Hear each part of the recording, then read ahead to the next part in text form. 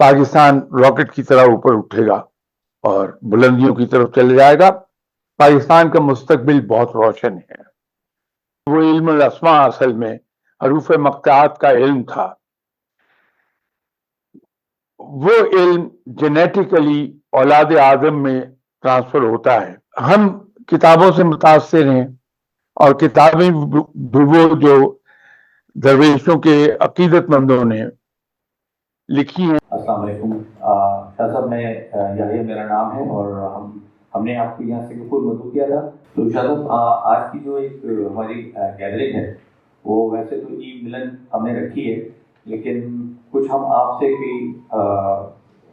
کوئی بات چیز سننا چاہتے ہیں. تو اس سلسلے میں کوئی بھی آپ ہمیں کوئی بات یہاں پہ فرما دیں. عید اگرچہ گزرے ہوئے کئی روز ہو گئے، لیکن اس کے باوجود میں آپ کو وش کرنا چاہوں گا عید مبارک. آلدو بلیٹڈ، لیکن آپ سب کو میری طرف سے عید مبارک. اور ایک چیز بڑی ہارٹننگ ہے کہ دوسرے ملک میں رہتے ہوئے بھی کم از کم ہمارے اندر ابھی یہ جذبہ زندہ ہے کہ ہم ایسے مبارک موقع پر کہیں نہ کہیں کوئی اس طرح کا موقع پیدا کر لیتے ہیں کہ عید ملن پارٹی ہو جائے جس میں ہماری پوری کمیونٹی اکٹھی ہو جائے. اس کے لیے آرگنائزرز کو میری طرف سے دلی مبارکباد اس ایفرٹ پر، اور یہ دعا کہ اللہ تعالیٰ آرگنائزرز کو اور ہمت دے کہ اس سے بڑے اجتماع بھی کر پائیں ہمارے ایسی مبارک موقعوں پر جیسے عیدین ہیں یا اسی طرح کے دوسرے مواقعات ہیں. اللہ تعالیٰ آپ کو مزید توفیق بخشے. مطلب آج کا جو ویسے تو کوئی موضوع نہیں ہے، محفل جو ہے وہ عید کی محفل ہے، لیکن جو ہم تھوڑا سا آپ کا ویو پوائنٹ سننا چاہیں گے آج کل کے جو حالات جس سے بنی نوع انسان گزر رہا ہے، اس سلسلے میں ہمیں کیا کرنا چاہیے اور اس کے لیے کیا فکر عمل اختیار کرنی چاہیے، اس سلسلے میں کچھ فرما دیں گے. سب انفارچونیٹلی بحیثیت مسلمان انسانیت کے سلسلے میں تو رول ہمارا کچھ بہت زیادہ اپریشیبل نہیں ہے. آپ انسانیت کے لیے کچھ کنٹریبیوٹ کرنا یقینی طور پہ مسلمان کا خاصہ ہے، اور ہمارے اسلاف کی ہسٹری یہی ہے کہ وہ انسانیت کے لیے ہمیشہ کام کرتے رہے، اور مالی مفادات یا میٹیریل گینز ان کی ٹھوکروں پر پڑے تھے. لیکن میں یہ سمجھتا ہوں کہ فی زمانہ جس چیز کی ضرورت ہو گئی ہے سب سے زیادہ وہ یہ ہے کہ بلکہ میں اگر یہ کہوں کہ جس وقت ہم بچے تھے تو اس وقت مذہبی پروگرام اتنے نہیں ہوتے تھے، بلکہ صرف ریڈیو پاکستان تھا، اور گرمیوں میں صبح 6:30 بجے شروع ہوتا تھا، سردیوں میں 7 بجے. تو پہلے 5 منٹ تلاوت کلام پاک ہوتی تھی اور اگلے 5 منٹ تلاوت کلام پاک جس سورہ کی بھی یا جن آیات کی گئی ان کا ترجمہ ہوتا تھا جو شاہ بلیغ الدین سناتے تھے. اس کے بعد دن بھر کوئی مذہبی پروگرام نہیں ہوا کرتا تھا. اسی طرح بہت زیادہ ایسے مدرسے نہیں تھے، ایسے انسٹیٹیوشنز نہیں تھے، یا ایسی پرسنل لیول پر ایفرٹس نہیں تھی کہ دین کی تجویز ہوتی ہو. ہم جو وقت گزرا ہمارے یہاں ایک اویئرنیس آئی کہ اسلام کی ترویج کے لیے ایفرٹ کی جائیں. مذہبی چینلز بھی کھل گئے، دوسرے چینلز پر بھی مذہبی پروگرام ہونے لگے. ہر گلی محلے میں ہمیں درس و تدریس کا سلسلہ ہوتا نظر آیا جہاں قرآن پاک اور حدیث اور فقہ کی تعلیم دی جاتی. بڑے باریک نقطے ہم وہاں ڈسکس کرتے ہیں. افسوس یہ ہوتا ہے کہ جیسے ایک زمانے میں بغداد میں مناظرے ہوتے رہتے تھے کہ صاحب اس کو ثابت کیا جائے کہ کوا کالا ہے، وہ سفید نہیں ہے. تو انہی مناظروں میں وقت جاتا رہا اور تاتاریوں نے بغداد کو تباہ کر کے رکھ دیا. کچھ ایسے ہی آج کل ہمارے یہاں صورتحال ہے. تو میں یہ سمجھتا ہوں کہ ہونا یہ چاہیے کہ ہم اسلامی علم کا ایک چھوٹا سا نقطہ علماء حضرات سے سیکھیں, لیکن اس پہ عمل کر لیں. جب ہم اس طرف چلے جائیں گے کہ اگر ہم نے مہینے میں ایک پوائنٹ بھی سیکھا شریعت کا, یا ایک پوائنٹ بھی سیکھا ہم نے سنت کا, اور اس پر عمل کر لیا, تو ایک سال میں 12 پوائنٹس پر ہم عمل کر رہے ہوں گے کہ اسلام ہمیں کہتا کیا ہے. میں عالم نہیں ہوں, اس لیے آپ سے میں علمی گفتگو نہیں کر سکتا. میں تو یہ ضرور عرض کر سکتا ہوں کہ علماء جانتے ہیں علم کی باریکیوں کو, وہاں سے ہم علم سیکھیں. اور میں آپ سے یہ گزارش کروں کہ جو کچھ ہم سیکھتے ہیں چاہے کتنا ہی کم کیوں نہ ہو, اس پر ہم عمل کرنا شروع کر دیں. یہ انسانیت کے لیے بہت بڑی خدمت ہو جائے گی کہ مسلمان سے بہتر انسان روئے زمین پر دوسرا نہیں ہوگا کوئی. آپ شروع کے زمانے میں چلے جائیے, خلافت راشدہ کے 30 سال, اس کے بعد تقریباً کوئی 50 سال مزید, کہ مسلمان نمونہ تھے دنیا کے لیے. ایک بڑی حیرت انگیز چیز تھی کہ بیت المقدس فتح ہو گیا, اس پہ مسلمان حکمرانی بھی کر رہے تھے. تو ایک وقت آیا کہ عیسائیوں کے جو سرکردہ لوگ تھے شہر کے, وہ اکٹھے ہو کے انہوں نے ایک رٹ کر دی قاضی وقت کے پاس. قاضی صاحب نے دونوں پارٹیز کو بلا لیا, مسلمان اتھارٹیز کو بھی اور کرسچنز کو بھی, اور ان سے دلائل سننے کے بعد فیصلہ یہ دے دیا کہ عیسائی صحیح کہہ رہے ہیں, یہ شہر عیسائیوں کو واپس کر دیا جائے. عیسائیوں کا سٹینڈ یہ تھا کہ صاحب یہ نیگوشیشن کے ذریعے مسلمان لے گئے تھے ہم سے, انہوں نے فتح نہیں کیا تھا. تو شہر واپس کرنے کے آرڈرز ہو گئے. تو ایک تیز رفتار ہرکارہ دوڑایا گیا خلیفہ کی طرف, اور ان سے مشورہ مانگا گیا کہ قاضی وقت نے فیصلہ سنا دیا ہے. تو خلیفہ نے سوچ بچار کرنے کے بعد اور درباریوں سے مشورہ کرنے کے بعد اس ہرکارے سے کہا کہ جو کچھ قاضی صاحب نے فیصلہ کیا ہے اس پر عمل کیا جائے.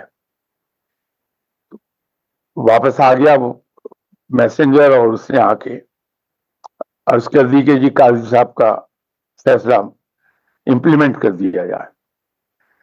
تو شہر کے حاکم نے عیسائی وفد کو بلایا اور کہا کہ صاحب یہ چابیاں ہیں شہر کی, شہر آپ کے حوالے ہم کر رہے ہیں. تو عیسائیوں نے کہا کہ ہمیں 3 دن کی مہلت دے دی جائے, اس کے بعد ہم آ کے آپ سے چابیاں لیتی ہیں. 3 دن کے بعد آ کے انہوں نے کہا کہ ہمارے یہاں مشاورت ہوئی ہے اور یہ فیصلہ کیا گیا ہے کہ شہر پر حکمرانی مسلمانوں کی رہے گی, اس لیے کہ ہم زیادہ کمفرٹیبل ہیں مسلمانوں کے ماتحت بنسبت عیسائیوں کے.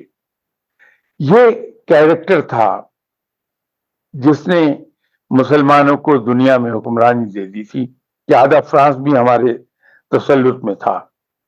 اور ایسا نہیں ہے کہ جبر سے ہم نے کام لیا ہو, لوگ اپنی مرضی سے اپنی خوشی سے ہماری حکومت کو تسلیم کر لیتے تھے. وہ چیز مسلمان کا کیریکٹر تھی اصل میں, جو بہت افسوس سے کہنا پڑتا ہے کہ شاید اب ہمارے یہاں ان کا تو نہیں لیکن خال خال ملتا ہے.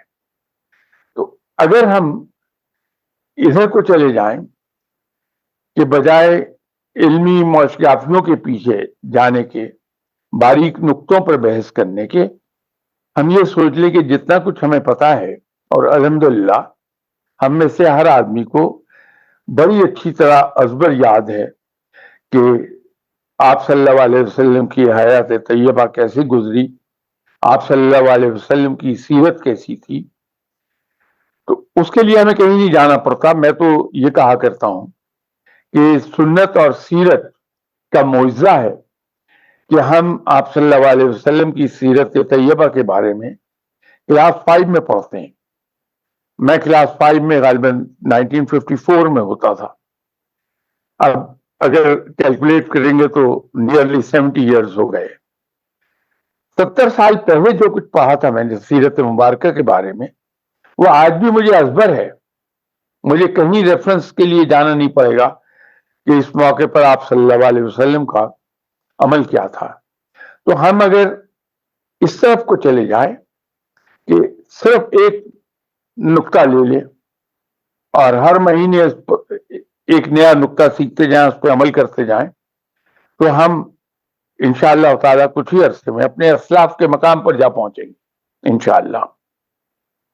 صاحب ایک بات اور فرمائیں کہ آج کل کا نوجوان جس حال میں ہے تو اس کو کس طرح سے اپنے طرز فکر جو ہے وہ پازیٹیو رکھنا چاہیے اور نیگیٹو طرز فکر کو نہیں اپنانا چاہیے؟ یہ مسلمان کے لیے، بلکہ یوں کہ یہ کسی بھی انسان کے لیے بہت آسان ہے. اسی لیے ایک چیز اسلام میں جس پر بہت زور دیا گیا ہے وہ پاکیزگی ہے. یہ پاکیزگی جسمانی پاکیزگی سے زیادہ سوچ کی پاکیزگی ہے کہ انٹلیکچوئل آنیسٹی انسان میں رہے. جہاں انٹلیکچوئل آنیسٹی ہوگی وہاں کہیں بھی نہ تو نیگیٹیوٹی آتی ہے، نہ ہی انسان کسی غلط طرف جاتا. 1972 کے اینڈ میں میں اس وقت گورنمنٹ آف پاکستان کے لیے کام کر رہا تھا. اس ادارے میں جو باس تھے وہ ٹرانسفر ہو کے دوسرے صاحب آ گئے.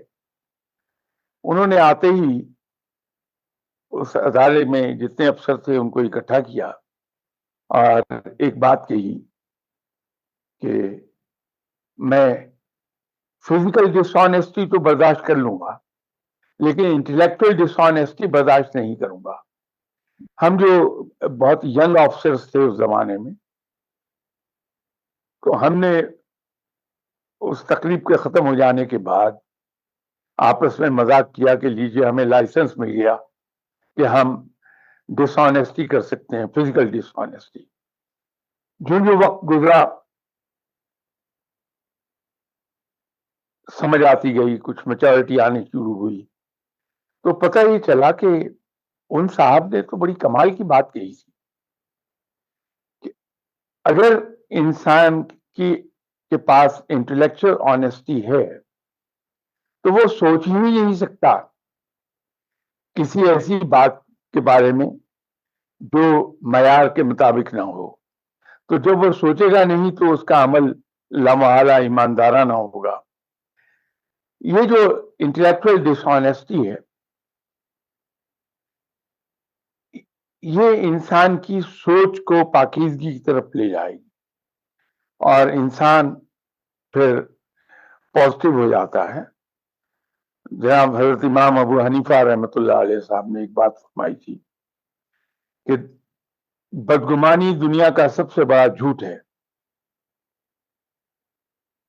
ہمارے یہاں نیگیٹیوٹی کی راہ پیدا ہی ہوتی ہے بدگمانی کی طرف سے کہ ہر انسان کی کہی ہوئی بات اس کے فعل میں کوئی نہ کوئی ایسا نقطہ نکالتے ہیں کہ صاحب یہ تو بدنیتی سے کی گئی بات ہے، اس کے موٹیوز کچھ اور ہیں اور زبان سے ہی بندہ کچھ اور کہہ رہا ہے.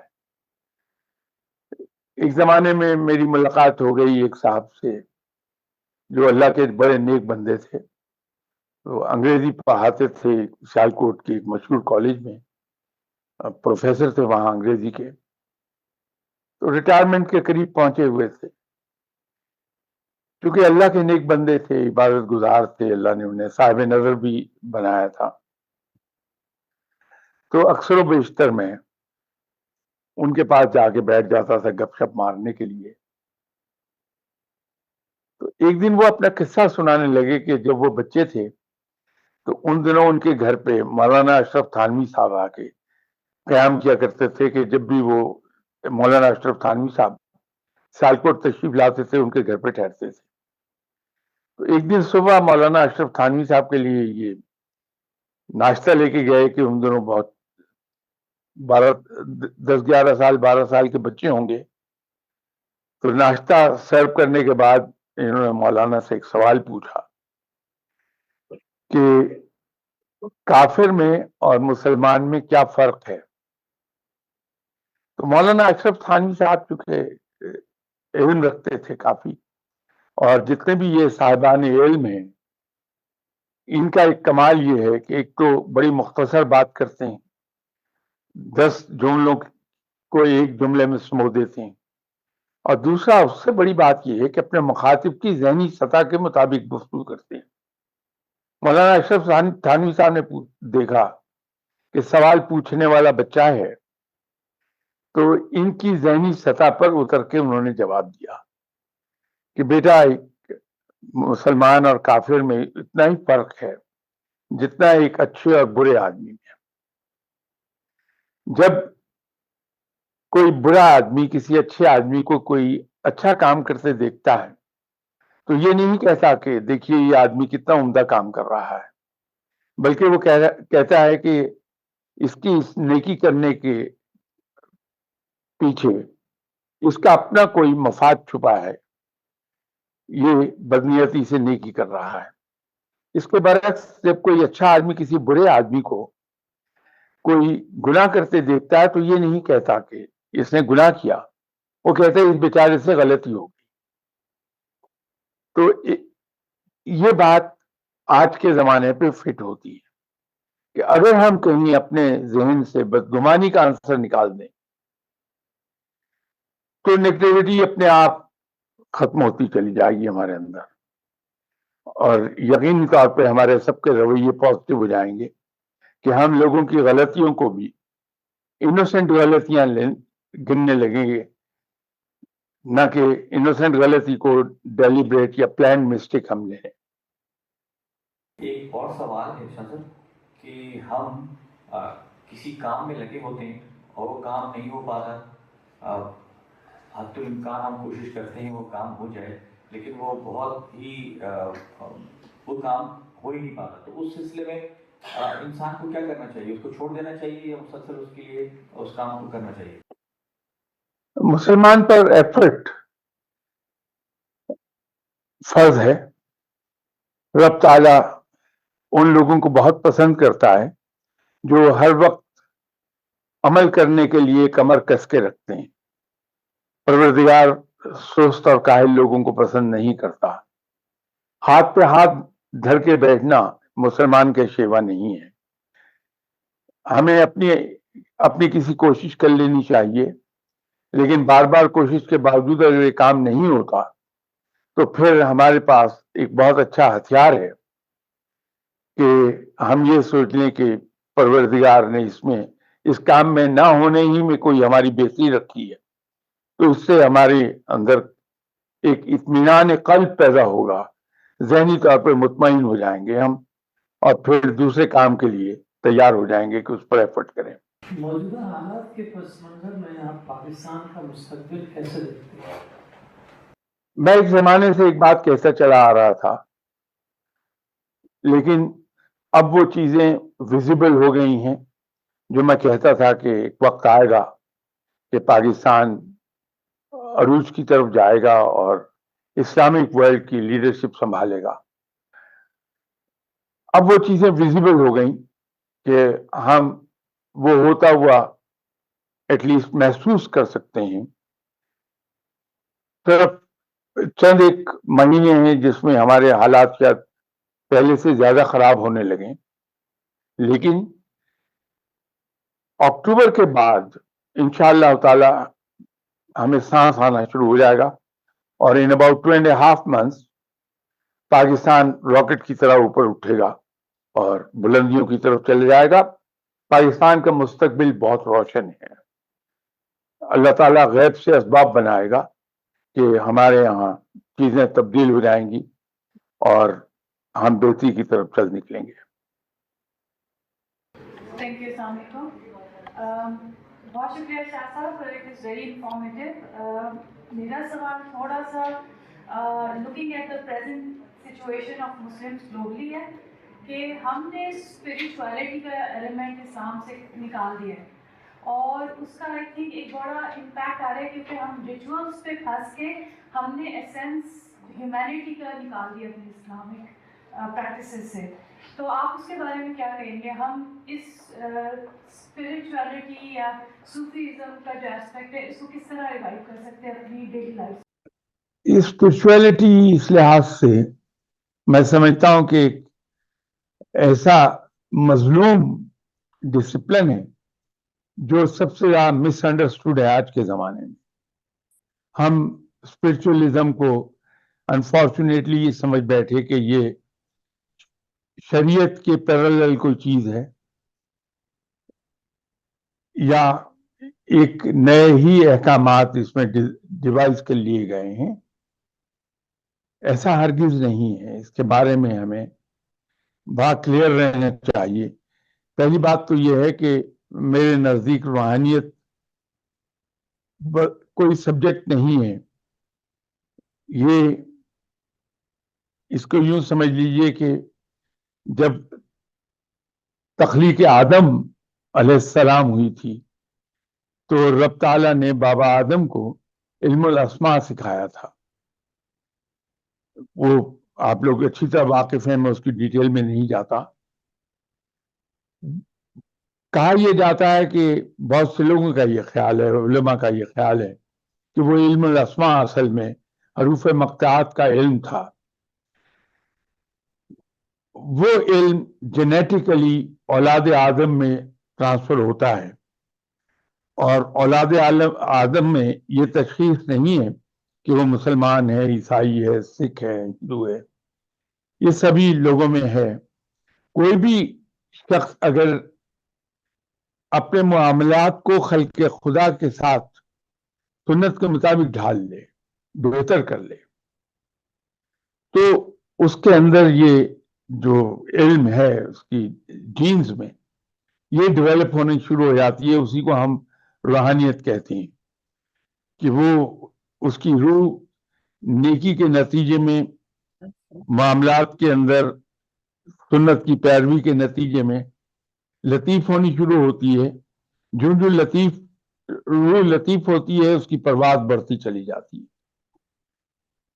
اس کو ہم نے روحانیت کا نام دے دیا یا تصوف کا نام دے دیا. اصل میں تصوف یا روحانیت کی ابتدا ہوئی تھی مراکش سے, جب حضرت عمر رضی اللہ تعالی عنہ کے دور حکومت میں مسلمان سلطنت 220 اسکوائر مائلز پر ڈے کے حساب سے ایکسپینڈ ہوئی اور اسلامی مملکت کی سرحدیں پھیلتی چلی گئیں. تو اس میں ہر کلچر, ہر سوسائٹی جن کی اپنی ویلیوز تھیں وہ بھی ایڈ ہوئی, اس کا انفلوئنس آیا مسلمانوں پر. دوسرا, ایک دم سے مسلمانوں کو خوشحالی درائی تو اس کے ساتھ کچھ قباحتیں بھی آئیں. تو درد دل رکھنے والے لوگوں نے یہ اس وقت سوچا کہ کچھ اس طرح کا بندوبست کیا جائے کہ مسلمانوں کا اخلاقی انحطاط رک جائے. اس کے لیے یہ خانقاہی نظام ڈیوائز کیا گیا. اس کا نام مراکش میں زاویہ تھا. جناب اشفاق احمد صاحب کا ایک ڈرامہ تھا زاویہ, وہ نام اسی سے مشتق تھا. لیکن انفارچونیٹلی ہوا یہ کہ جب یہی خانقاہی نظام انڈیا میں آیا تو یہاں پہلے سے سادھو ازم بڑا اسٹرانگ موجود تھا. تبلیغ کے نتیجے میں بڑی تیزی سے ہندو مسلمان ہوئے. اللہ تعالیٰ کی رحمت سے وہ راہ ہدایت پر تو آ گئے, انہوں نے پیغام حق تسلیم کر لیا.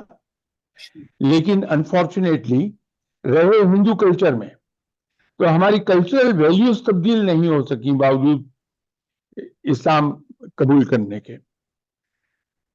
کیونکہ انڈیا کے کلچرل ویلیوز میں سادھو ازم بہت اسٹرانگ انفلوئنس تھا، اس کے اثرات آنے شروع ہوئے، اور جو مجاہدے، وظائف، ذکر، اذکار، چلے، یہ رائج ہوئے اس راہ میں. ترک دنیا اس میں آ گئی، حالانکہ اسلام میں ترک دنیا کا کوئی کانسیپٹ نہیں ہے. نتیجہ اس کا یہ نکلا کہ اور بہت سی قباحتیں آئیں اور یہ راہ سب سے زیادہ بدنام ہو گئی. در حقیقت اس کے اندر ہونا یہ چاہیے کہ اسلام کے دو پہلو ہیں، آپ سے بہتر اور کون جانے گا. ایک کو ہم حقوق اللہ کہتے ہیں، ایک کو حقوق العباد کہتے ہیں. لیکن میں سہولت کے لیے، سمجھنے کی سہولت کے لیے، حقوق العباد کو معاملات کا نام دے دیتا ہوں، کہ جو ہم دوسرے لوگوں سے انٹریکشن کرتے ہیں. میں صرف مسلمانوں کی بات نہیں کر رہا، میں دوسرے انسانوں کی بات کر رہا ہوں. اس کے اندر ہم اسٹرکٹلی سیرت اور سنت پہ عمل کریں تو ہم روحانی طور پر بڑے اسٹرانگ ہو جائیں گے. روحانیت کو جو ہم یہ سمجھتے ہیں کہ یہ کشف و کرامات کا نام ہے، کچھ ماورائے فطرت قوتیں حاصل ہو جاتی ہیں، وہ بائی پروڈکٹ ہے. میں یہ تو نہیں کہتا کہ بے معنی ہے، نو، اللہ کا احسان ہے کہ کسی کو وہ عطا ہو جائے، لیکن وہ بائی پروڈکٹ ہے، مین پروڈکٹ وہ نہیں ہے. مین پروڈکٹ یہ ہے کہ جو ہمارے رویوں میں تبدیلی آتی ہے. تو ہم کتابوں سے متاثر ہیں، اور کتابیں وہ جو درویشوں کے عقیدت مندوں نے لکھی ہیں، اس کے اندر کرامات کا ہی ذکر ہے، کسی اور چیز کا ذکر نہیں. لطیفہ یہ ہے کہ جن بزرگوں کے بارے میں وہ کتابیں لکھی گئی ہیں، ان کی اپنی لکھی ہوئی کتابیں اگر ہم پڑھیں تو وہاں کہیں کشف و کرامات کا ذکر دکھائی نہیں دیتا، بلکہ وہاں تو اللہ کی عبادت پر زور دینے پہ ہے، اور معاملات زندگی کو سیدھا رکھنے پر زور ہے. ان کتابوں کی وجہ سے ہم یہ سمجھنے لگے کہ ہر وہ آدمی جو سالوں سے نہایا نہیں ہے، جسم پر آزار نہیں، موٹی تہ جمی ہے میل کی، داڑھی بے محابہ بڑھی ہوئی ہے، رال ٹپک رہی ہے، ناک بہرا ہے، بال جٹائیں بن گئی ہیں، اور لباس کم سے کم ہے جسم پر، جو منہ میں آ رہا ہے وہ بول رہا ہے. ہم یہ کہتے ہیں کہ یہ مجذوب ہے، اللہ کا دوست ہے. اللہ بڑا پاک صاف ہے، اللہ بہت خوش کلام ہے، اس کا کلام بڑا پاکیزہ ہے، بڑی پاکیزہ گفتگو ہے. تو رب جب اتنا پاکیزہ ہے تو اس کا دوست ایسا اس حلیے کا کیسے ہو سکتا ہے؟ اللہ بڑا شرم و حیا والا ہے، اس کا دوست کم سے کم کپڑوں میں یا بغیر کپڑوں کے کیسے ہو سکتا ہے؟ یہ ہم غلط فہمی میں پڑ گئے ہیں. اس لیے ہم یہ سمجھتے ہیں کہ روحانیت یا تصوف یہ کچھ اور چیز ہے. یہی وجہ ہے کہ ہمیں اگر کبھی کوئی اللہ والا مل جائے، ویسے جس کی میں خود بھی تلاش میں ہوں بچپن سے اب تک، تو ہم اس کو دعا کرنے کی مشین سمجھتے ہیں. کرائٹیرین ہمارا یہ ہے کہ جس آدمی کی دعائیں قبول ہوتی ہوں وہ اللہ والا ہے، جس آدمی کے ہاتھ سے کرامات سرزد ہوتی وہ اللہ کا دوست ہے. ہم یہ نہیں دیکھتے کہ اس کی زندگی کس طرح گزر رہی ہے. جناب حضرت بایزید بستامی بڑے آتھینٹک ولی اللہ گزرے ہیں، بڑے بلند مقام پر. ان کا فرمانا ایک تھا کہ جس آدمی نے ایک سنت بھی ترک کر دی وہ ولایت کی خوشبو بھی نہیں سمجھ سکتا، ولایت کی خوشبو بھی نہیں پا سکتا. اس سے اندازہ کر لیجئے کہ سنت کی اتباع کتنی ضروری ہے. تو آپ تصوف کو یا روحانیت کو اس طرف نہ لے کے جائیے. اس کی ابتدا ہوگی ہی اس وقت جب بحثیت انسان بہت اعلیٰ درجے کا انسان ہو جائے گا، اور جب وہ کوئی شخص بہت اعلیٰ درجے کا انسان ہو جائے گا تو لوگوں میں بڑا پاپولر ہو جاتا ہے. آپ کا جو آفیشیل جو ویب پیج ہے غیر فقیر، اس فقیر کیا ہے اور فقیرانہ طرز فکر کیا ہے، نیشنل طرز فکر؟ یہ کتابوں کے نام میں جو فقیر لفظ ہے، یقین مانیے کہ یہ اس کا تعلق مجھ سے قطعی طور پر نہیں ہے. اصل میں بنیادی طور پر میں اپنا جرم اس کا اقرار کر لوں کہ میں پڑھا لکھا نہیں ہوں، تعلیم میرے پاس نہیں ہے. ہوا یہ کہ اس طرح کی گفتگو کرتا تھا میں، تو بہت سے لوگوں نے یہ کہنا شروع کیا کہ اسے کتابی شکل دے دی جائے. اور ہمارے ایک بڑے محترم ہیں قیوم نظامی صاحب، ان کا سب سے بڑی کرامت ان کی یہ ہے کہ جس فیلڈ میں تھے اس فیلڈ میں رہتے ہوئے بھی وہ دیانتدار تھے. وہ آج بھی بہت چھوٹے سے گھر میں رہتے ہیں اور بڑی ہمبل لائف گزار رہے ہیں. یہ باقاعدہ میرے پیچھے ڈنڈا لے کے شروع ہو گئے کہ اس کو چھاپو کتابوں. وہ کتابوں کی مینوسکرپٹ بن گئی، سب ہو گیا. اب نام کا مرحلہ آیا. اگر میں پڑھا لکھا ہوتا تو بڑا خوبصورت نام رکھتا، لیکن میری سمجھ میں نہیں آتا تھا نام کیا رکھا جائے. ہمارے ایک مہربان ہیں جو فلم، ٹی وی اور ریڈیو کے آرٹسٹ ہیں، شجاعت ہاشمی. وہ کہیں میرے پاس تشریف لائے اور انہوں نے ذکر کیا کہ صاحب میں کالم ایک نیا سلسلہ شروع کرنے لگا ہوں اور اس کا نام ہے کہ فقیر. تو میں نے پوچھا کہ کب سے آ رہا ہے؟ کہ نہیں ابھی اس میں 4-6 مہینے لگ جائیں گے. تو میں نے ان سے عرض کی کہ آپ پڑھے لکھے آدمی ہیں، کوئی بھی نام دوسرا سوچ لیں گے. یہ نام مجھے اچھا لگا، اگر آپ مجھے یہ دے دیں تو میں اس کے لیے جو خدمت کہتے ہیں میں پیش کر دیتا ہوں آپ. تو انہوں نے کمال کھلے دل کا ثبوت دیا کہ صاحب اس کا کوئی معاوضہ نہیں ہے، آپ یہ نام لے لیجئے، میں نے آپ کے نام کر دیا. تو یوں پہلی کتاب کا نام کہ فقیر آیا. تو ہوا یہ کہ ایک ہی ہفتے کے اندر اس کے 3 ایڈیشن آ گئے اور اگلے 4-6 مہینوں میں وہ 30 ایڈیشن میں چھپ گئی. تو میرے پبلشر نے کاروباری نقطہ نظر سے مجھے یہ کہا کہ جی آئندہ جتنی کتابیں آئیں آپ کی ان میں لفظ فقیر ڈال دیجیے گا. تو یوں یہ لفظ فقیر اس میں ڈال دیا گیا.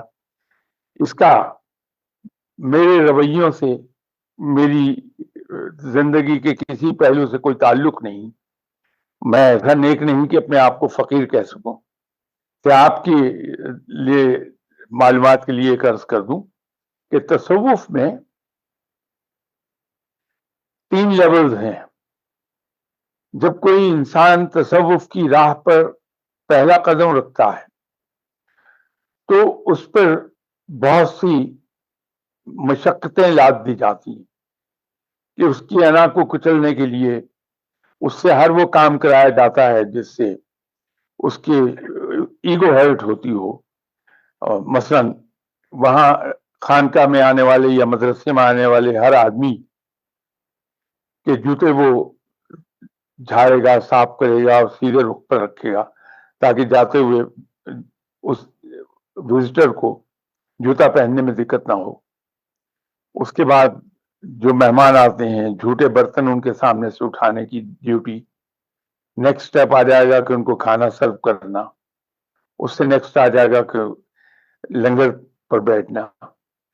یہ حربے استعمال کیے جاتے ہیں انسان کی فالس ایگو کو ختم کرنے کے لیے. اس کے ساتھ ساتھ فرض عبادات اور نفلی عبادات کا سلسلہ جاری رہتا ہے، ذکر اذکار کا سلسلہ. تو یہ بہت ایک بڑا بوجھ اس کے اوپر آتا ہے کہ 24 گھنٹے میں بمشکل 2 گھنٹے سو پاتا. اس مرحلے پر اسے فقیر کہا جاتا ہے.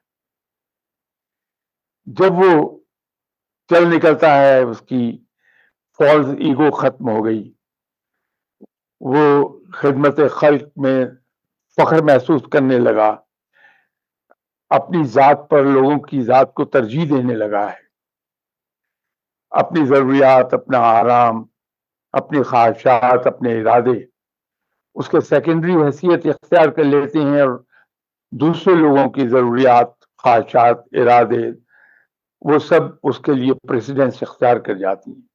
they take precedence over his own. یہ جب اس میں پختہ ہوتا ہے تو اس کو اگلا مقام ملتا ہے صوفی. وہاں وہ صوفی کہلاتا ہے. وہاں اس پہ اضافی عبادات کا بھی سلسلہ ختم ہو جاتا ہے. وہ فرض عبادات کرتا ہے اور ذکر اذکار یا قرآن پاک کی تلاوت یہ رہ جاتا ہے. باقی وہ اس مقام پر صوفی ہوتا ہے. جب وہ اس میں پختہ ہو جاتا ہے، اس سے اگلا مقام اسے ملتا ہے تو وہ پیر کہلاتا ہے. لیکن وہ پیر ان معنوں میں نہیں ہے جن معنوں میں ہم سمجھتے ہیں.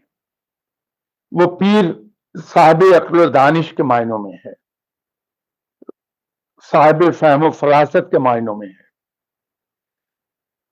تو یہ فقیر کا جو لفظ وہاں استعمال ہوا ہے، میں نے اس لیے پہلے کلیئر کیا، اس کا تعلق میری ذات سے نہیں، کیونکہ میرے اندر ایسی کوئی چیز پائی ہی نہیں جاتی کہ مجھ پر یہ تہمت لگ سکے کہ میں فقیر ہوں. جس طرح آپ نے پاکستان کے بارے میں اتنا پازیٹیو بتایا، میرا سوال اس لیے کہ شاید اس کا جواب دیا پازیٹیو دیکھیں. پیلسٹین ہوا، میڈیا میں بہت چیزیں آتی ہیں. جوئش کا ایک ویو ہے کہ وہ ہیکل سلیمانی بننا ہے، third temple of Sulaiman. Christian Zionist کا ایک ویو ہے کہ this has to be done تاکہ Jesus Christ can come. And مسلمانوں کا ایک ویو ہے. آپ کا اس پورے جو کانفلکٹ میں کیا خیال ہے؟ اور دوسرا اس سے ریلیٹڈ سوال یہ ہے، leaders of Islamic world have been nothing but very sissy in responding to this whole thing. ہم اپنی چیزوں میں لگے رہے ہیں اور ہم نے کچھ بھی نہیں کیا. آپ کا جو بھی ہسٹری اور فیوچر کا جو بھی آپ کا ویو ہے، کیا آپ یہ سمجھتے ہیں کہ ہم ایسے ہی رسپونڈ کریں گے یا یہ کوئی سچویشن چینج ہوگی؟ شکریہ صاحب. یہ پیلسٹین میں جو کچھ ہو رہا ہے اس پر تو دو رائے ہو نہیں سکتی. وہ کسی بھی اینگل سے دیکھ لیجئے، اس چیز کو بھول جائیے کہ پیلسٹینینز مسلمان ہیں اور ہم بھی مسلمان ہیں. حدیث ہے کہ ایک مسلمان کو جب تکلیف ہوتی ہے تو دوسرا مسلمان اسے محسوس کرتا ہے. بالکل اسی طرح جیسے جسم کے ایک حصے کو کوئی تکلیف ہو تو پورا جسم تکلیف محسوس کرتا ہے. اس سے ہٹ کے بھی اگر ہم دیکھیں، بحیثیت انسان ان کے ساتھ یہ ظلم نہیں ہونا چاہیے. اور شاید یہی وجہ ہے کہ دنیا میں احتجاج کرنے والوں میں جو پیش تھے وہ نان مسلمس تھے. میں اکثر بیشتر کہا کرتا ہوں کہ رب تعالیٰ اس چیز پر قادر ہے کہ اگر مسلمان کوئی کام نہیں کرتے تو غیر مسلموں سے وہی کام کروا لے.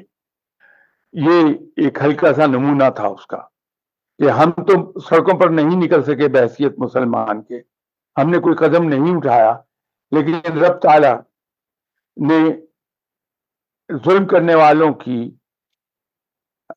مخالفت ان کے اپنے ہم مذہبوں سے بھی کرائی اور کرسچن سے بھی کروائی. اس کی مذمت پوری قوت سے ہونی چاہیے. ہمیں یہ چاہیے تھا کہ ہم اس میں پرزور آواز بلند کرتے، یو این او میں بھی اور سلامتی کونسل کی سطح پر بھی. ہم ایک ایفرٹ کرتے کہ عالم اسلام کو اکٹھا کریں اور ایک آواز ہم یکجا ہو کے اٹھائیں تاکہ اس میں ایک اسٹرینتھ ہو. وہ ہم نے نہیں کیا، ہمارا فیلئر ہے. جہاں تک آئندہ کی بات ہے تو جیسے میں نے آپ سے عرض کیا کہ انشاءاللہ تعالی پاکستان اب سے 2.5-3 سال کے بعد بڑی تیزی سے اوپر کو جائے گا. تو ایک شاید لا آف نیچر کہہ لیجئے کہ طاقتور کی آواز میں سب اپنی آواز ملاتے ہیں. تو ہمیں امید رکھنی چاہیے کہ پاکستان عالم اسلام کو یکجا کر سکے گا مسلمانوں کے عمومی مفاد کے لیے کہ جہاں کہیں بھی مسلمان ہے اس کے لیے آواز اٹھائی جائے. کہ اللہ کا قرب کیسے حاصل کریں، اور ہماری نمازیں ایسی نہیں ہیں کہ ہمیں وہاں تک لے جائیں، تو اس سلسلے میں ایک عام انسان جو ہے اللہ کے قرب کیسے پا سکتا ہے؟ دیکھیے، اللہ تعالیٰ کا کرم حاصل تو بڑی آسانی سے کیا جا سکتا ہے. ایک آدمی ایک ڈائریکشن میں گیا ہے، اس کے زمین پر فٹ پرنٹس موجود ہیں، کوئی بھی ان فٹ پرنٹس کو اگر فالو کر لے تو لا محالہ اسی جگہ جا پہنچے گا جہاں وہ شخص پہنچا تھا. ہمارے سامنے ایک انتہائی روشن لائٹ ہاؤس ہے آپ صلی اللہ علیہ وسلم کی صورت میں. جس طرح لائٹ ہاؤس طوفان میں پھنسے ہوئے جہازوں کو راستہ دکھاتا ہے، سیفٹی کا راستہ دکھاتا ہے، اسی طرح آپ صلی اللہ علیہ وسلم کی حیات طیبہ ہمارے لیے ایک بڑا لائٹ ہاؤس ہے. اگر ہم آپ صلی اللہ علیہ وسلم کی سیرت کی اتباع کرنے لگیں جس حد تک بھی ہیومنلی پاسبل ہو، تو یقینی طور پر ہم اللہ کے قریب چلے جائیں گے.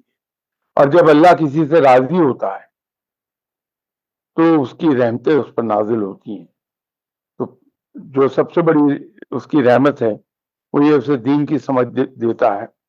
جس کو دین کی سمجھ ملتی ہے اس کو علم حاصل ہو جاتا ہے، اور جس کو علم حاصل ہوتا ہے اس کو عقل حاصل ہو جاتی، اور ایسنس آف وزڈم خود رب ہے. تو اللہ کا فضل اگر تلاش کرنا ہے تو اس کا آسان ترین راستہ یہ ہے کہ ہم اتباع سنت کو شعار بنا لیں، اپنے روٹین بنا لیں. انشاءاللہ تعالی وہیں جا پہنچیں گے جہاں ہم چاہتے ہیں. کہ رخصت سے پہلے میں ہماری جو ایمبیسڈر سنگاپور میڈم رخسانہ افضائی موجود ہیں تو وہ تھوڑے سے آپ کو پیش کریں گے. السلام علیکم شاہ صاحب. شاہ صاحب، آپ کی انتہائی خوبصورت گفتگو سنی. میں ٹی وی پہ بھی جب موقع ملے میں آپ کی گفتگو سننے کی کوشش کرتی ہوں. آپ نے بہت امپورٹنٹ، بڑی اہم چیزوں کے بارے میں بات کی. آپ نے معاشرے میں نیگیٹیوٹی کی بات کی، آپ نے عمل کی کمی کی بات کی، آپ نے حقوق العباد کی بات کی. آپ کی بات بالکل صحیح ہے کہ آج کل کے زمانے میں علم کی کمی نہیں ہے، اور علم تک ایکسیس بھی مسئلہ نہیں ہے. آپ کے نے جس طرح سے کہا، ایک زمانے میں لوگ علماء کے پیچھے جایا کرتے تھے، علماء کو تلاش کرتے تھے، قرآن اور حدیث کا مطلب پوچھا کرتے تھے، دین سے متعلق چیزوں کے بارے میں علم حاصل کرنے کے لیے لمبا سفر کرتے تھے. اب تو سب کچھ انٹرنیٹ پہ اویلیبل ہے، لیکن جس چیز کی کمی ہے وہ عمل ہے اور نیت ہے. ہماری مسجدیں نمازیوں سے بھری ہوئی ہیں، لیکن مسجد سے باہر آنے کے بعد ہمارا دین مسجد میں ہی رہ جاتا ہے، اور ہم جو ہے اپنی زندگی کے کاموں میں لگ جاتے ہیں. نماز پڑھ کے ہم نے اللہ کا حق ادا کر دیا، اب ہم آزاد ہیں جو بھی کر سکتے ہیں. آج صبح میں نے سورہ عبسہ کی تفسیر پڑھی. یہ قرآن پاک کے آخری اس میں ہے، سپاروں میں سے ایک ہے سورہ عبسہ، جس میں اللہ پاک فرماتے ہیں، وہ نبی پاک سے بات کرتے ہیں. اللہ پاک نبی پاک کو مخاطب کرتے ہیں اور کہتے ہیں کہ آپ کے پاس ایک نابینا شخص دین کی تعلیم کے لیے آیا، دین کے بارے میں کسی تشریح کے لیے آیا، اور آپ نے اس کو نظر انداز کر کے اور ایک ایسے گروپ کے ساتھ اپنی ڈسکشن، اپنی گفتگو جاری رکھی جو کہ دین کے ساتھ مخلص نہیں تھے. اور وہ جو شخص آپ کے پاس چل کے آیا تھا وہ تو دین کے بارے میں پورے خلوص سے جاننا چاہتا تھا. مجھے اس کی شروع کی آیات پڑھ کے جو چیز جس نے مجھے بہت زور کا ہٹ کیا وہ یہ کہ نبی پاک جو اللہ کے محبوب ہیں، جن کے لیے انہوں نے زمین اور آسمان اور پوری کائنات تخلیق کی، ایک نابینا شخص کے حق کے لیے اللہ پاک نے اس سورہ کی پہلی آیات نازل کی۔ تو اس سے ہمیں کیا سبق ملتا ہے کہ حقوق اللہ سے بھی زیادہ حقوق العباد ضروری ہے۔ اور جب ہم حقوق العباد کہتے ہیں تو اسلام حقوق المسلمین نہیں کہتا، حقوق العباد کہتا ہے، اور عباد میں سب بندے شامل ہیں۔ تو میری ناقص رائے میں اگر ہم میں سے ہر شخص اپنے عمل کو اس حد تک یہ درست کر لے کہ جو اس کے معاملات ہیں، جس طرح آپ نے فرمایا، جن کا تعلق دوسرے لوگوں سے ہے، ان کو درست کر لے، تو مجھے لگتا ہے ہم نبی کی سنت پہ خود بخود عمل پیرا ہو جائیں۔ آپ کی گفتگو سن کے بہت خوشی ہوئی، جزاک اللہ خیر، جزاک اللہ خیر یحییٰ بھائی اور سجاجہ ہماری بہن ہیں جنہوں نے یہ خوبصورت محفل کا اہتمام کیا۔ بہت اچھا لگا یہاں آ کے آپ کی گفتگو سن کے، اور بہت انٹرسٹنگ سوالات پوچھے گئے، بہت کچھ لرن کرنے کو ملا۔ بڑی مہربانی، بہت شکریہ۔ یور ایکسلنسی، میں آپ کی اس انلائٹننگ گفتگو کے لیے بڑا مشکور ہوں۔ میں تو بہت دیر بولتا رہا، لیکن شاید اتنی خوبصورتی سے میسج کنوے نہیں کر پایا جتنے آپ نے چند منٹ کی گفتگو میں میسج دے دیا۔ اس کے لیے میں شکر گزار ہوں۔ آپ واقعی بڑی انلائٹننگ گفتگو تھی آپ کی، اور آپ کا میں شکر گزار ہوں کہ اتنی ٹائٹ شیڈول ہونے کے باوجود آپ اس محفل میں تشریف لے آئیں۔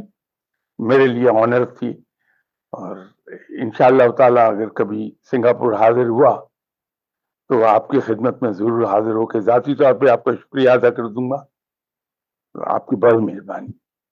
یعنی جس چیز کو عام طور پہ اچھا نہیں سمجھا جاتا کہ لوگ پیروں کے ہاں جاتے ہیں اور ان کے کہے پہ عمل کرتے ہیں، تو اگر جو انسان تصوف کے راستے پہ ہے اس کے لیے پیر کا ہونا ضروری ہے شاہ صاحب؟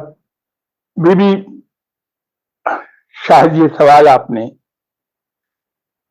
کوئی زیادہ صحیح آدمی سے نہیں پوچھا، کیونکہ میرے عقائد ذرا سے اس معاملے میں خاصے مختلف ہیں جو شاید زیادہ تر لوگوں کو پسند نہ آئے۔ قطعی طور پہ ضروری نہیں کہ آپ کسی پیر کے ہاتھ پہ بیعت کریں۔ بیعت کے مطلب کا جو صحیح ترجمہ ہے وہ آپ اچھی طرح جانتے ہیں کہ اس کا مطلب ہے، لفظ بے سے نکلا ہے، اور بے کا ہے سودا کرنا۔ ہم جب کسی شخص کے پاس جاتے ہیں یہ سمجھ کے کہ وہ صاحب عقل و دانش ہے، صاحب علم ہے، تو ہم اس کے ہاتھ پہ جب بیعت کرتے ہیں تو ہم اصل میں ایک کمٹمنٹ کر رہے ہوتے ہیں کہ میں آج کے بعد سے اپنی عقل اور اپنی مرضی اپنے اندر سے نکال کے ایک طرف رکھ دوں گا، میں وہ کچھ کروں گا جو آپ کہیں گے۔ اب یہ ایک کمٹمنٹ ہو گئی، لیکن جس نے بیعت لی ہے وہ کیا کمٹمنٹ کر رہا ہے؟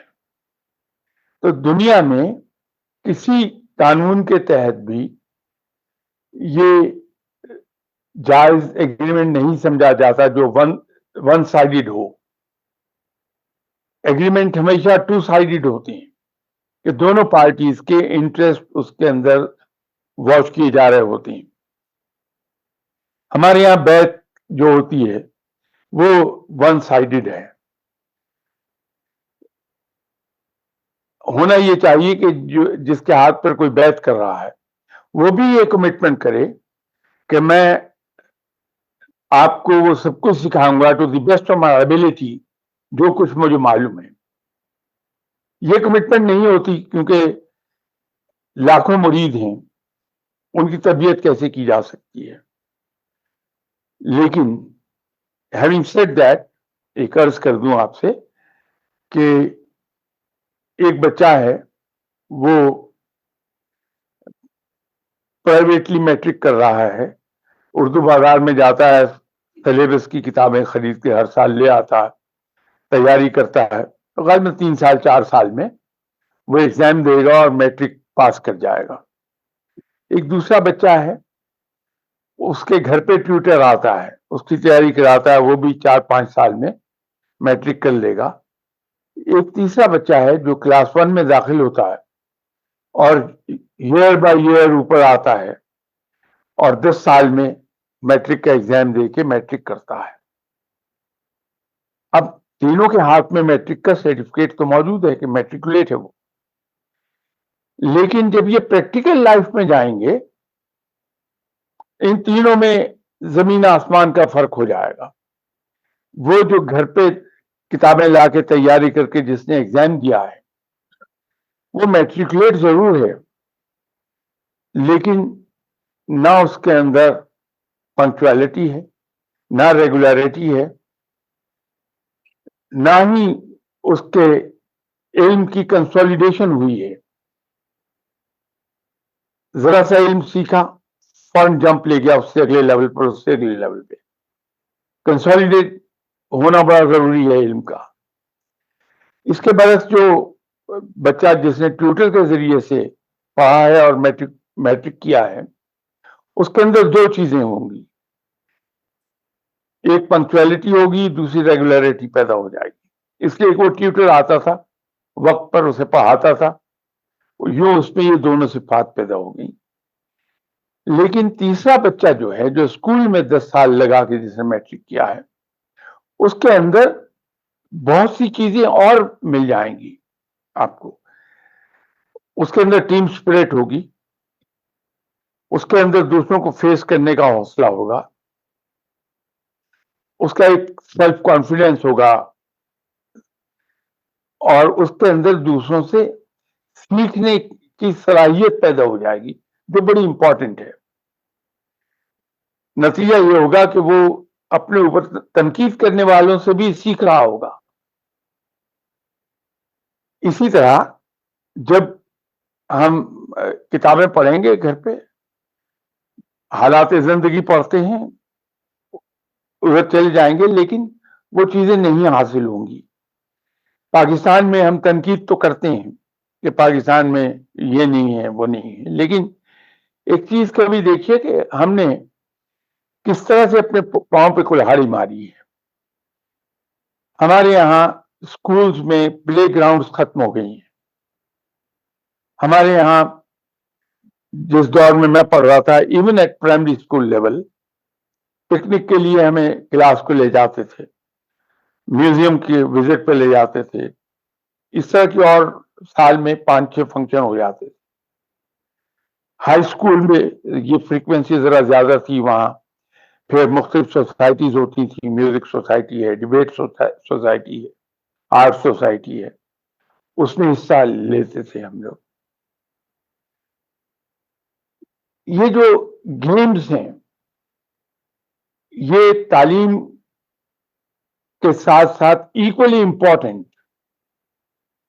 इससे हमारे अंदर जो टीम स्पिरिट पैदा होती है, वो आजकल लैक कर गए हम। इसमें स्पोर्ट्समैन स्पिरिट होती है, अपनी शिकस्त को कबूल कर लेने की सलाहियत बेदार हो जाती, वो हम में नहीं रहती।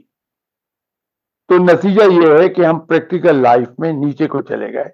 यही हाल तसव्वुफ में होगा कि अगर बगैर किसी गाइड के हम करेंगे तो कहीं ना कहीं लड़खड़ा आ जाएंगे। आप उन लोगों को देखिए जो मुख्तलिफ किताबों में वज़ाइफ लिखे होते हैं, जहां कोई वजीफा किताब में नजर आया, पढ़ना शुरू कर दिया, अखबार रसाले में कहीं वजीफा नजर आया, पढ़ना शुरू कर दिया, किसी से सुन लिया तो वजीफा शुरू कर दिया। ऐसे लोगों को कभी देखिए, ज़हनी तौर पे इंतहाई परेशान नजर आएंगे। या इसको हम इस तरह भी कह सकते हैं कि जहां आपको ज़हनी तौर पे बहुत परेशान आदमी नजर आए, उससे पूछिए कि कितनी तस्बीहें करते हो, वो एक फहरिस्त दे देगा आपको।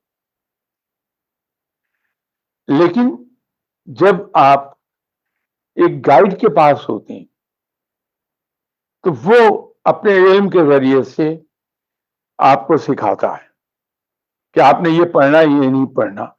ये कोई अच्छी चीज नहीं होती कि आदमी अपनी जाती मिसाल दे दे, लेकिन बात मेरी वाज़ेह हो जाएगी اس لیے اس بدتمیزی کے لیے مجھے معاف کر دیجیے گا. میں جب اپنے جن بزرگ کے پاس بیٹھتا تھا ان کے پاس آیا تو میں ایک زمانے سے 40-42 وظیفے صبح اور 40-42 وظیفے شام کو پڑھا کرتا تھا. پہلا کام انہوں نے یہ کیا کہ یہ سب چھوڑ دو. اس کے بعد ایک گیپ آیا کہ انہوں نے کہا کہ 6 مہینے سورہ تغابن پڑھو, کچھ اور نہیں پڑھو گے. تو میں عشاء کے بعد 6 مہینے تک بغیر کسی نعرے کے سورہ تغابن پڑھتا رہا. اس کے بعد انہوں نے ایک چھوٹا سا لفظ نہیں حرف وہ پڑھنے کو دے دیا کہ یہ پڑھو. تو جو کچھ اس کے نتیجے میں رب تعالیٰ نے مجھے عطا فرما دیا وہ کمال کا تھا, جو میں ایک نوجوانی سے بھی چھوٹی عمر سے اتنے وظائف کرتا تھا نہیں ملا تھا, وہ 2.5 سال میں عطا ہو گیا.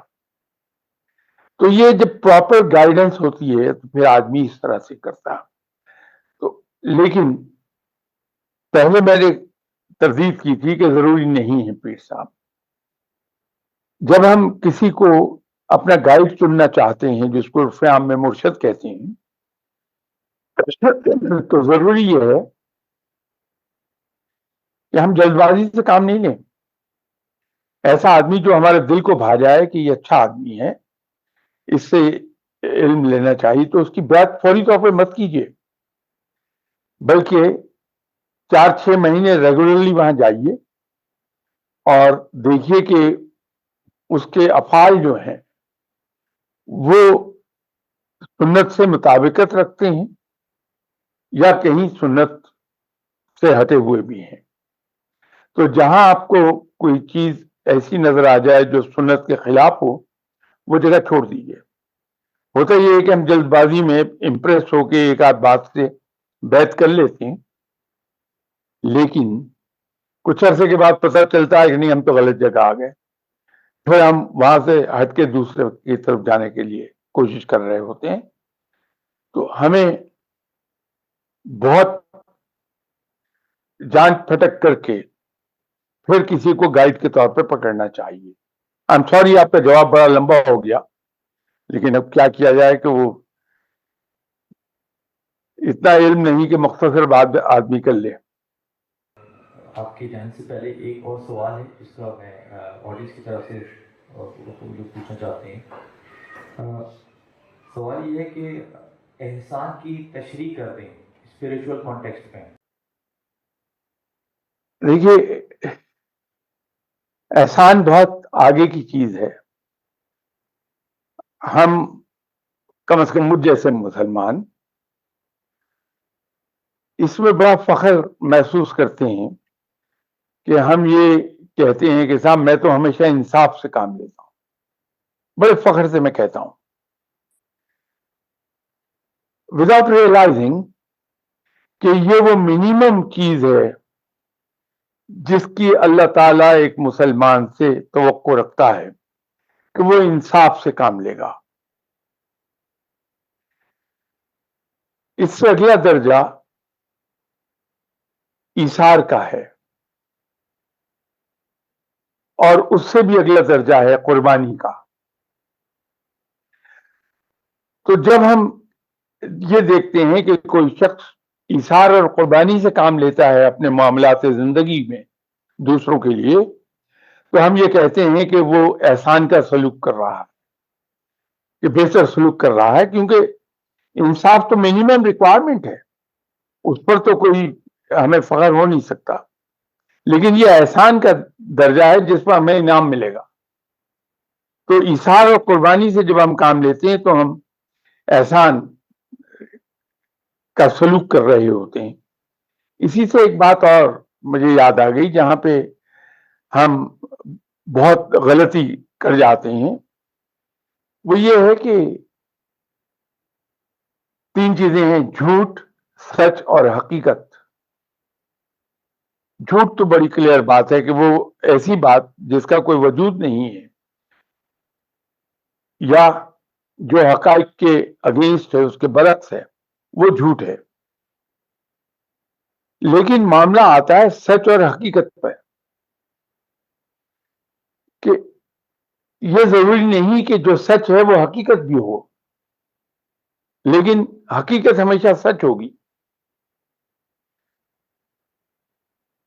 جیسے مثال کے طور پہ یہ میری کتاب میں بھی کہیں یہی ایگزامپل ہے کہ آپ تشریف لائے، آپ نے دیکھا کہ میں بیٹھا ہوا شراب پی رہا ہوں، آپ نے جا کے دوسرے دوستوں سے ذکر کیا کہ آج شاہ صاحب شراب پی رہے تھے جب میں گیا. آپ سچ بول رہے ہیں، وہ جھوٹ نہیں ہے، لیکن وہ حقیقت نہیں ہے. کیونکہ حقیقت یہ ہے کہ میرے جوڑوں میں درد ہے سردی کی وجہ سے، ڈاکٹر نے مجھے سجیسٹ کیا ہے کہ تھوڑی سی اماؤنٹ کی شراب کی جو اماؤنٹ ہے وہ میں بطور دوائی پی لوں. تو حقیقت یہ ہے کہ میں دوا پی رہا ہوں. تو یوں سچ اور حقیقت کو ہم گڑبڑ کر جاتے ہیں. تو جس چیز کو ہم سچ کہہ رہے ہیں یہ انشور مجھے کر لینا چاہیے کہ وہ سچ ہے یا حقیقت ہے. یہ دو چیزیں بڑی امپورٹنٹ تھیں. ایک تو آپ نے سوال میں پوچھا احسان کا، اور دوسرا یہ میں نے از خود آپ سے عرض کر دی کہ سچ بولنا کافی نہیں ہے، حقیقت بیان کی جانی چاہیے. آپ کے ٹائم کا اور آپ کی جو ہے آن لائن سوالوں کا جوابات کا بہت شکریہ. ہم سب یہاں آڈینس اور ہمارے ایمبیسڈر اور باقی سارے حضرات جو ہیں آپ کے دل سے بہت مشہور ہے. اور آپ کا آنا نہ ہو سکا، لیکن آپ کی نہ آنے کی جو ایک کثرت تھی وہ آن لائن آپ سے گفتگو کر کے وہ پوری ہو گئی. آپ کا بہت بہت شکریہ.